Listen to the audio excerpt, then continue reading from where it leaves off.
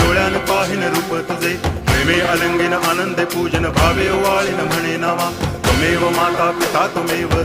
बंधुश्च सखा त्वमेव विद्या द्रविणं त्वमेव सर्वं मम देव कायेन वाचा मनसेन्द्रियैर्वा बुद्ध्यात्मना वा प्रकृति स्वभावात् करोमि यद्यत् सकलं परस्मै नारायणायति समर्पयामि अच्युतं केशवं रामनारायणं कृष्णदामोदरं वासुदेवं हरि गिरिधरं माधवं गोपिकावल्लभं जानकीनायकं रामचन्द्रं भजे हरे राम